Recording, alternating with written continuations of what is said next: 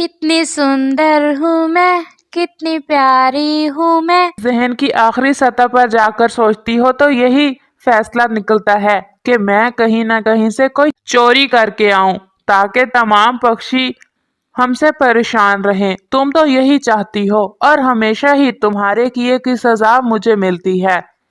اگر میری جگہ کوئی اور ہوتا تو تمہیں چھوڑ کے جا چکا ہوتا۔ چلتے ہیں ہم کہیں۔ ہاں آج میں تمہیں ہاں رہنے دو، دیکھی ہوئی ہے میں نے تمہاری۔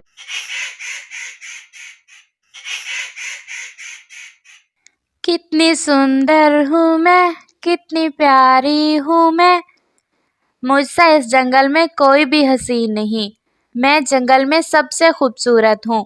شرمیلو، شرمیلو ہے نام میرا، اور میں جنگل میں سب سے زیادہ حسین ہوں۔ ہاں بس کر دو شرمیلو، تمہیں تو ہر وقت بس یہ آئینہ ہی بھاتا ہے، کبھی کوئی کام بھی کر لیا کرو۔ میری تو جب سے تم سے شادی ہوئی ہے تو میں تو بہت زیادہ نکھٹو ہی ہو گیا ہوں۔ پہلے تو پھر بھی میں کبھی کبھی کوئی کام کر لیا کرتا تھا، لیکن جب سے میری تم سے شادی ہوئی تو میں تو بالکل ہی کاہل اور آلسی ہوتا جا رہا ہوں۔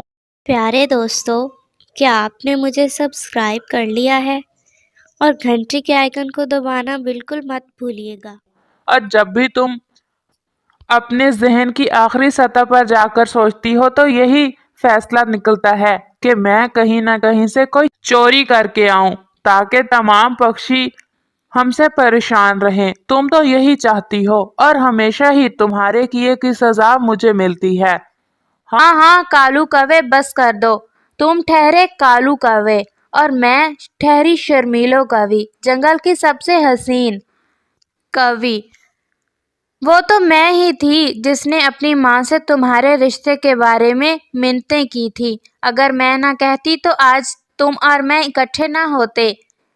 اس وقت تو تم بڑا کہا کرتے تھے کہ میری اتنی زیادہ جابز ہیں، اتنا بزنس ہے اور اتنی انکم ہے۔ میں نے تو اسی لیے تم سے شادی رچانے کا سوچا، لیکن مجھے کیا خبر تھی کہ تم جنگل کے سب سے زیادہ کاہل اور نکھٹو پرندے ہو۔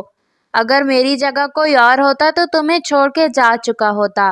یہ تو میں ہی ہوں جو اتنے صبر اور تحمل سے تمہارے ساتھ گزارا کر رہی ہوں۔ ارے شرمیلو، تم بھی نا ہر وقت لڑائی کے موڈ میں ہی رہتی ہو۔ میں تو ویسے ہی کہہ رہا تھا تم سے، چلو چلتے ہیں ہم کہیں گھومنے پھرنے۔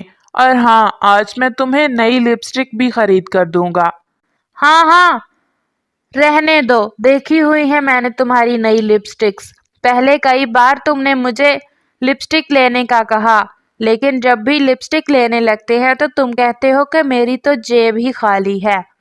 غریب کہیں کا۔ اس جنگل میں وہ کالو کوا اور شرمیلو کوی ہر وقت ہی آپس میں لڑا کرتے تھے۔ ان دونوں کی جوڑی پورے جنگل میں تمام پکشیوں کے ہنسنے کا باعث تھی۔ کالو کوا تو پھر بھی کبھی نہ کبھی کوئی اچھی بات کر لیتا یا کوئی اچھا کام کر لیتا، لیکن وہ شرمیلو کوی جب بھی اس کا بس چلتا تو وہ کالو کوے کو کسی نہ کسی پرندے کے گھر چوری کرنے کا ہی مشورہ دیا کرتی تھی۔ تھا تو کالو کوا بھی بہت شرارتی اور بہت آلسی، لیکن وہ شرمیلو کوی اس کالو کوے سے بھی 2 ہاتھ آگے ہی تھی۔ اسی جنگل میں ایک سویٹی چڑیا رہا کرتی تھی جو بہت سویٹ تھی۔ وہ بہت محنتی تھی، بہت اچھے کام کیا کرتی تھی اور جنگل میں تمام پکشیوں کی ہیلپ کیا کرتی تھی۔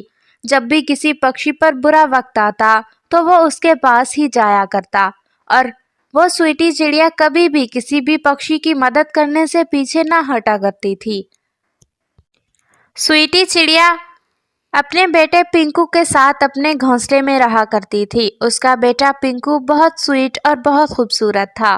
وہ اپنی ماما کی طرح بہت اچھا اور رحم دل بھی تھا، اور اپنی ماما کی طرح ہی بہت اچھی باتیں بھی کیا کرتا تھا۔ ماما، مجھے کوئی سٹوری سنائے نا، مجھے آج نیند نہیں آ رہی۔ بیٹا میرے پاس آ جاؤ، میں نے آپ سے کچھ بات کرنی ہے۔ جی ماما، کہیں، کیا کہنا چاہتی ہیں آپ؟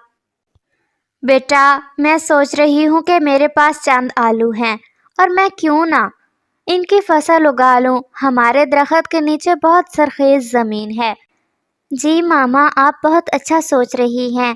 آپ کو پتہ ہے کہ جنگل میں جب بھی بارشیں ہوتی ہیں تو ہمارے جنگل میں ایک قحط سا پڑ جاتا ہے اور تمام پکشی بہت پریشان ہو جاتے ہیں۔ ہاں بیٹا، آپ صحیح کہہ رہے ہیں۔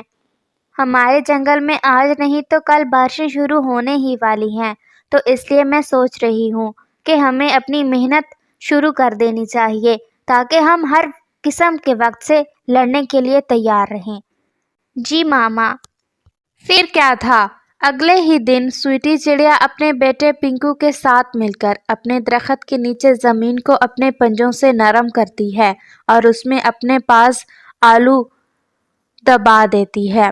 آلو دبا کر اوپر سے مٹی ڈالنے کے بعد سویٹی چڑیا ندی سے پانی لا کر اوپر سے ڈال دیتی ہے تاکہ زمین نرم ہو جائے اور آلوؤں کے پودوں کو زمین سے باہر آنے میں مدد مل سکے۔ ایسے ہی سویٹی چڑیا اور اس کا بیٹا پنکو مل کر بھرپور محنت کرتے ہیں، فصل کی ہر طرح سے دیکھ بھال کرتے ہیں، اسے پانی لگاتے ہیں، زمین کو نرم کرتے ہیں اور جب بھی کوئی اضافی پودا یا گھاس سوکھے اسے اکھیڑ کر باہر پھینکتے ہیں۔ وقت ایسے ہی گزرتا رہا۔ سویٹی چڑیا اور اس کے بیٹے پنکو کی محنت رنگ لے آئی اور پھر ان دونوں کی آلو کی فصل پک کر تیار ہو گئی۔ سویٹی چڑیا اور پنکو نے آلو کی کٹائی کر لی اور اپنے گھر میں آلو کی فصل سنبھال کر رکھ لی۔ ماما، کتنا اچھا ہو گیا نا کہ ہم نے بارش آنے سے پہلے ہی اپنے مسائل کا حل ڈھونڈ لیا اور جنگل کے تمام پکشیوں کی بھی مدد کر پائیں گے ہم۔ ہاں بیٹا، یہ تو بہت اچھا ہو گیا۔ وہ ماں بیٹے ایسے ہی باتیں کر رہے ہوتے ہیں کہ آسمان پر بہت گہرے بادل چھا جاتے ہیں اور بہت تیز بارش شروع ہو جاتی ہے۔ ماما، کتنی اچھی بارش ہو رہی ہے نا۔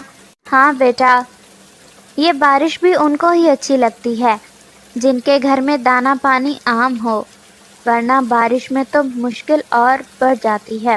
وہ ماں بیٹے ایسے ہی باتیں کر رہے تھے کہ ان کے دروازے پر زور زور سے دستک ہوتی ہے۔ ماما، یہ کون آ گیا اتنی تیز بارش میں؟ پتہ نہیں بیٹا، میں دیکھتی ہوں۔ کون ہے؟ چڑیا بھی میں ہوں، کالو کوا۔ میں بہت مجبور ہو کر آپ کے پاس آیا ہوں۔ میرے پاس کوئی دانا نہیں۔ میں دانا ڈھونڈنے گیا تھا آج، لیکن بارش بہت تیز شروع ہو گئی جس کی وجہ سے میں دانا ڈھونڈے بغیر ہی گھر واپس لوٹ آیا۔ اب میرے بیوی اور بچے بھوکے ہیں، میری مدد کیجیے۔ اور پھر سویٹی چڑیا دروازہ کھول دیتی ہے۔ اندر آ جاؤ، مجھے تمہارا سب پتہ ہے۔ یہ لو، لے جاؤ۔ اب اگر مجھے تمہارے بچوں کا خیال نہ ہوتا تو میں تمہاری مدد کبھی بھی نہ کرتی۔ اور پھر سویٹی چڑیا اپنی مدد کے ساتھ ساتھ ایسے ہی جنگل کے تمام پکشیوں کی بھی مدد کرتی ہے۔ اور پھر کالو کوا سویٹی چڑیا سے آلو لے کر اپنے گھر کی طرف چلا جاتا ہے۔